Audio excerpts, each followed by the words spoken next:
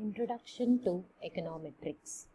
In this video, we will be understanding the basic terminology of econometrics, and then we will be moving on to the nature and scope of econometrics along with the methodology of econometrics.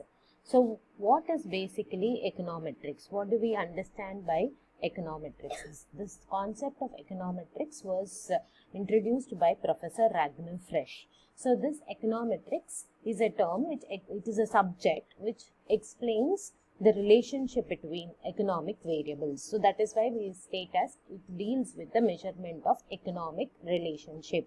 So economic relationship means there are two economic variables. So it can be demand and price, supply and price, income and consumption, income and savings. So there are so many different economic variables. So in order to measure the economic relationship between the economic variables, this subject econometrics came into existence. So it is what is the subject deals with? It deals with an integration of economics, mathematical economics and statistics. So these three subjects together. So it is an integration of the economic theory, mathematical economics and statistics. So what is the purpose of this particular subject? What is the objective? To ensure that to provide a numerical value to the parameters of the economic relationship. So the purpose here is to empirically test the relationship, to statistically test the relationship.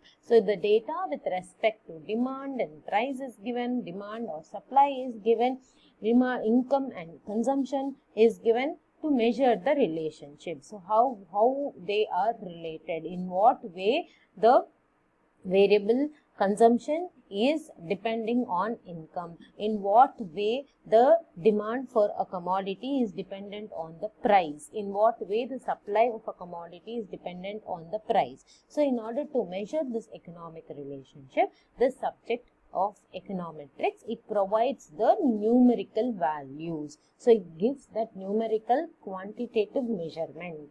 Okay, so that when we take these two variables, we are terming this relationship between the numerical relationship, we are expressing in terms of parameters. So that we will understand as we go. Thus, the relationship of economic theories are usually here are expressed in the mathematical form. So, some mathematical relationship we are expressing, and then we are using this particular mathematical form and combining it with the empirical economics. That is, empirical economics here is the economic relationship. So you can take any variable and you can express as a mathematical function, but that variable should be related. There should be some relationship between the variables, unless until you cannot proceed and explain the relationship. So that is why we have given the example of the demand function. So mathematically it is expressed as D is equal to F of P, where we know that D is the quantity demanded and P is the price of the commodity. So this is represented as Y is equal to beta 1 plus beta 2 X. So here Y is the demand, quantity demanded, okay, and X is the price of the commodity. So this beta 1 and beta 2 are the parameters which I just now told, parameters of economic relationship. So this parameters will be estimated using an econometric model, which is using the statistical tool of regression. And after estimating this parameters, we will be able to determine the relationship between the price and the or demand and the price. So that is what is the econometric model. Okay. So now moving on to the definition, which is more or less the same. You can go through the definition.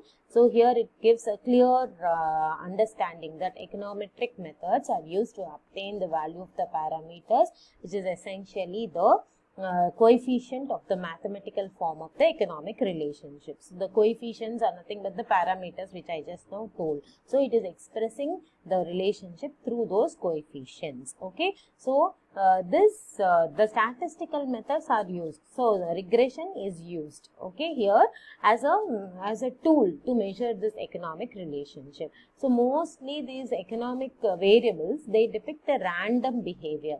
So they do not have a same pattern of behavior, that when one increases the other also increases, or when one increases the other decreases. There is some kind of a random behavior. Sometimes they may change, sometimes it remains the same. So which are generally not considered in economic and mathematical formulation. So we try to ignore. Sometimes we take the theory into consideration, and those random behaviors are kept apart. So that I will tell you, that is what is the stochastic form we say. So we are understanding this econometric model is basically, it only takes into that fixed relationship, the relationship which is being established by the economic theory. We assume that, we take under that conditions, under that assumption. So when we say that the demand and price relationship, it exists provided keeping the income as constant, keeping the price of related goods as constant, and the tastes and preferences as constant. So only under those conditions we are able to predict the relationship between the demand and the price. So until you keep those variables as constant, you cannot predict the relationship between the demand and the price. So for that case only, this last line says that the economic relationships depicts random behavior. It keeps changing because it is getting influenced by multiple factors which are generally not considered when we put them in an equation. So when you form an equation, we try to put the other factors as constant. The objectives of econometrics are broadly classified under 3 heads. So first you formulate the model, then you estimate the model, test the model to understand the significance of the relationship. So how significantly the price is influencing the demand. So you estimate the parameters, that is the beta 1 and beta 2, the coefficients of the regression model of the econometric model is estimated, and you are testing the that particular significance of those parameters. So how you will get some value, but how significantly is the price influencing the demand? So that also has to be tested, and once it is tested and it is proved that it is significantly influencing, then we move on to the using this model for forecasting. So that is what is written here. So you please go through. Okay. Then the scope of econometrics. So the scope of econometrics, as I told you, is confined to economic theory, mathematical economics, economic statistics, and mathematical statistics. So this is the main scope of the econometrics. So economic theory makes statements or hypotheses that are mostly qualitative in nature. So as we know, it gives a theory into picture to us. But based on this theory, we get the data, we collect the statistics, we formulate a mathematical function, and after formulating the mathematical function, we use the statistical tools to test the econometric model. So that is basically the scope of econometrics.